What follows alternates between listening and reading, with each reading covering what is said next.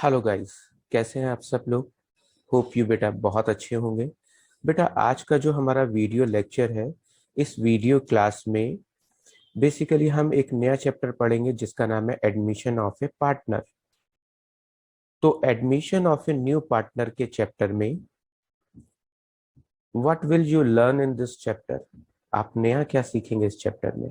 बेटा सबसे पहली चीज जो आप सीखेंगे वो new profit sharing ratio calculate करना सीखेंगे, ट्रीटमेंट ऑफ गुडविल सीखेंगे, रिवैल्यूएशन अकाउंट सीखेंगे, कंबाइंड क्वेश्चन को सॉल्व करना सीखेंगे, इसके अलावा कैपिटल एडजस्टमेंट करना सीखेंगे। तो बेटा जी let us start learning admission of a partner. हम बेटा जी इसकी 4 या 5 वीडियोस में इस पूरे टॉपिक को कवर अप करेंगे। फर्स्ट वीडियो में हम कवर करेंगे basics of admission of a partner. Second video में हम new profit sharing ratio calculate करेंगे। उसके अपकमिंग वीडियोस में treatment of goodwill, then combined question solve करना सीखेंगे और फाइनली कैपिटल एडजस्टमेंट करना सीखेंगे। तो let us start learning admission of a partner.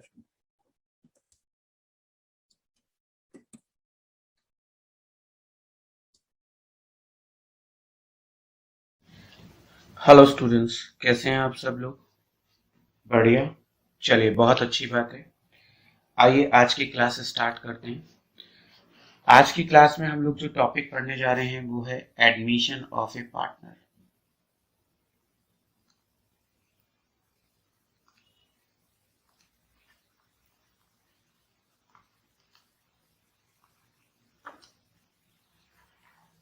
Admission of a partner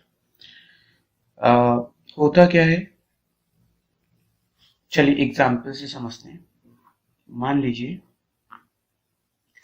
ए और बी दो पार्टनर्स हैं।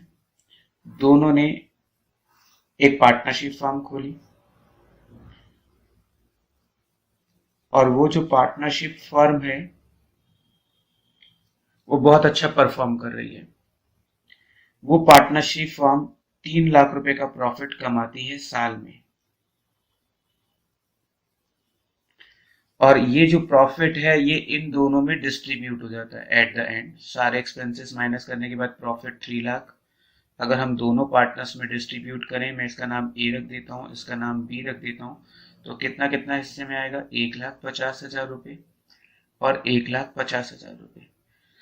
अब इस पार्टनरशिप फर्म के पास काफी अच्छी बिजनेस अपॉर्चुनिटीज हैं।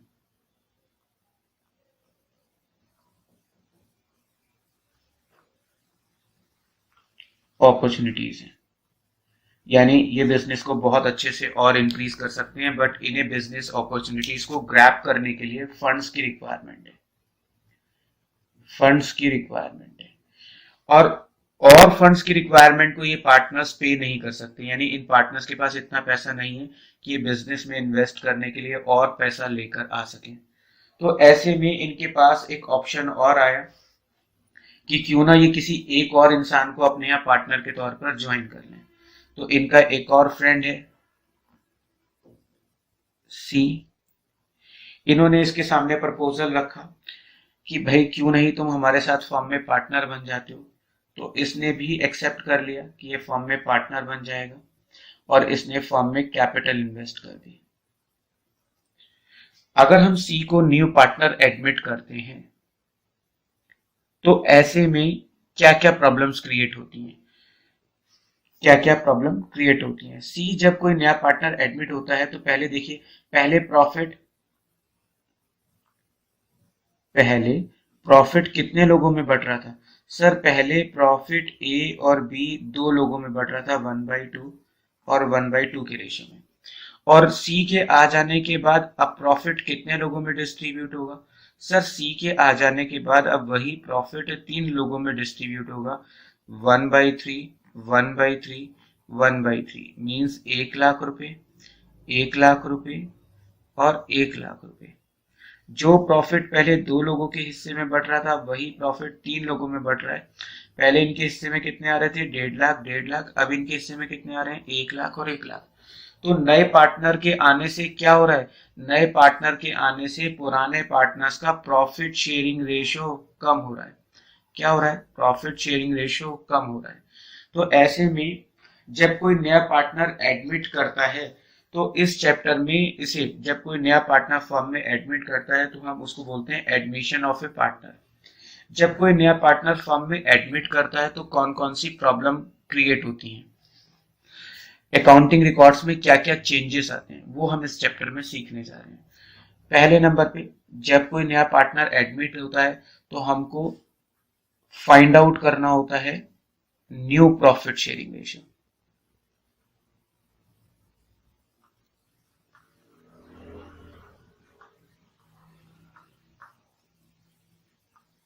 New profit sharing ratio C के आने के बाद से फिर से हम रिकैलकुलेट करेंगे क्या, तीनों का न्यू प्रॉफिट शेयरिंग रेशियो। तो ऐसे में सबसे पहली जो प्रॉब्लम हम इस चैप्टर में करेंगे वो होगा find out new profit sharing ratio. Second, अब नए पार्टनर के आने से क्या होता है, पुराने पार्टनर्स का प्रॉफिट शेयरिंग रेशियो कम हो जाता है। तो दूसरे नंबर पे हम निकालना सीखेंगे इस चैप्टर में फाइंड आउट सैक्रिफाइसिंग रेशियो। जब कोई नया पार्टनर आता है तो उसके आने से ए और बी का जितना भी प्रॉफिट कम हुआ होता है, जितना भी उसका प्रॉफिट शेयरिंग रेशियो कम हुआ होता है, उसको हम क्या बोलते हैं, सैक्रिफाइसिंग रेशियो।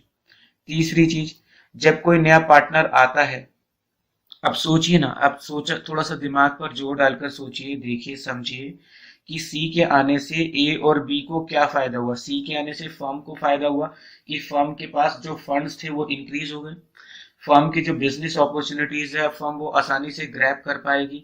लेकिन यहाँ पर पुराने जो पार्टनर्स हैं, अगर हम उनके पॉइंट ऑफ व्यू से सोचें तो नए पार्टनर के आने से क्या हुआ, उनका प्रॉफिट शेयरिंग रेशियो कम हो गया। तो ऐसे में सी अपने साथ कैपिटल के अलावा कुछ पैसे एक्स्ट्रा लेकर आता है। नया पार्टनर अपने साथ कैपिटल के अलावा कुछ पैसा एक्स्ट्रा लेकर आता है। जो पैसा एक्स्ट्रा वो लेकर आता है उसको हम प्रीमियम बोलते हैं। क्या बोलते हैं, प्रीमियम। प्रीमियम को हम पहले की भाषा में गुडविल भी बोलते थे, लेकिन अब ज्यादातर मॉडर्न भाषा में हम गुडविल की बजाय उसको क्या बोलते हैं, प्रीमियम। ये जो नया पार्टनर एक्स्ट्रा पैसे लेकर आता है, ये किसको देने के लिए लेकर आता है, ए और बी को देने के लिए। ए और बी को देने के लिए क्यों लेकर आता है, क्योंकि सी के आने से ओल्ड पार्टनर्स का प्रॉफिट शेयरिंग रेशियो क्या हो रहा है, कम हो रहा है। तो ऐसे में सी उनको मॉनेटरी वाइज कंपनसेट करता है, और उनको कंपनसेट करने के लिए जो भी पैसा लेकर आता है उसको हम क्या बोलते हैं, प्रीमियम। तो तीसरी चीज हम सीखेंगे treatment of goodwill at the time of admission. Admission के टाइम पर गुडविल ट्रीटमेंट कैसे होगा। चौथी चीज, जब नया पार्टनर आता है, नया पार्टनर एडमिट होता है, तो उसके आने पर जो भी कंपनी की एसेट्स और लाइबिलिटीज होती हैं उनको रीवैल्यूड किया जाता है। रीवैल्यूएशन करने के पीछे लॉजिक क्या है, चलिए आइए समझिएगा, मैं समझाता हूँ। मान लीजिए एक कंपनी अपने अकाउंटिंग रिकॉर्ड्स जनवरी टू दिसंबर बनाती है, जनवरी, फरवरी, मार्च, अप्रैल, मई, जून, जुलाई, अगस्त, सितंबर, अक्टूबर, नवंबर, दिसंबर। मान लीजिए 1 जनवरी को अगले साल के स्टार्टिंग में नया पार्टनर यहाँ पर एडमिट कर लेता है। अगर नया पार्टनर यहाँ पर एडमिट करता है तो ऐसे में क्या होगा, जो भी नए पार्टनर के एडमिशन से पहले के प्रॉफिट्स होंगे, जो भी एडमिशन से पहले के प्रॉफिट्स होंगे, लॉसेस होंगे, सेविंग्स होंगी, वो बेसिकली किसने अर्न किए, वो पुराने पार्टनर्स ने अर्न किए। तो ऐसे में नए पार्टनर के एडमिशन से पहले हम क्या करते हैं, जो भी old profit, old losses, old savings होती हैं, या जो भी ओल्ड गेन्स होते हैं, उनको हम क्या करते हैं, ओल्ड पार्टनर्स में शेयर कर देते हैं। अगर हम ऐसा नहीं करेंगे तो इन फ्यूचर नया पार्टनर उसमें अपना शेयर मांगने लगेगा, जबकि नए पार्टनर ने उन पुराने प्रॉफिट को अर्न करने में, पुराने लॉस में, पुरानी सेविंग में, पुराने ओल्ड गेन को अर्न करने में कोई कंट्रीब्यूशन नहीं किया था। तो इसमें हम क्या करते हैं, जब कोई नया पार्टनर एडमिट होता है तो उसके एडमिशन के टाइम पर हम कंपनी की एसेट्स लायबिलिटीज को रीवैल्यूट करते हैं। कंपनी के जो पुराने सेविंग्स होती हैं, फंड्स होते हैं, गेन्स होते हैं, उनको हम क्या करते हैं, ओल्ड पार्टनर्स में डिस्ट्रीब्यूट कर देते हैं ना, ताकि इन फ्यूचर नया पार्टनर उसमें शेयर एंटिसिपेट ना करने लगे, नया पार्टनर उसमें शेयर में डिमांड ना करने लगे। तो फोर्थ चीज जो हम इसमें सीखते हैं, revaluation of assets, revaluation of assets and liabilities.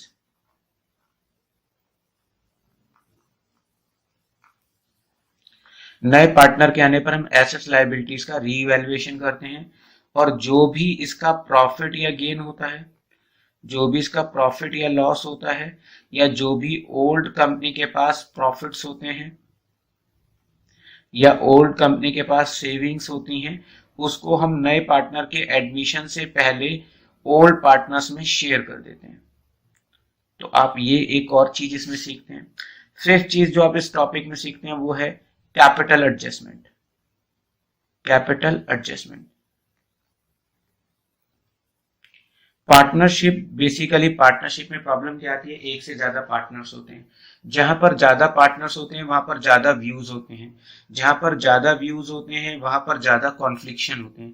तो ज्यादातर पार्टनरशिप टूटने का रीजन होता है वहां पर मॉनेटरी वाइज जब कॉन्फ्लिक्शन हो जाते हैं तो कोई भी अच्छी खासी रिलेशनशिप ब्रेक हो जाती है, अच्छी खासी पार्टनरशिप ब्रेक हो जाती है। तो ऐसे में पार्टनर्स के बीच में फ्यूचर में पैसे को लेकर लड़ाई झगड़ा ना हो, इसलिए सभी पार्टनर्स जो है अपनी कैपिटल को according to their profit sharing ratio कर देते हैं। जैसे मान लीजिए इनका फ्यूचर में प्रॉफिट शेयरिंग रेशियो इन्होंने डिसाइड किया 3:2:1 होना चाहिए, तो उसी अकॉर्डिंग ये अपनी कैपिटल डिसाइड कर लेंगे कि जो हमारी कैपिटल है वो भी 3:1 रेशियो के सीक्वेंस में होनी चाहिए। जैसे 3 पार्ट के लिए 3 लाख कंट्रीब्यूट करेगा, ये 2 पार्ट के लिए 2 लाख कंट्रीब्यूट करेगा, ये 1 पार्ट के लिए 1 लाख कंट्रीब्यूट करेगा।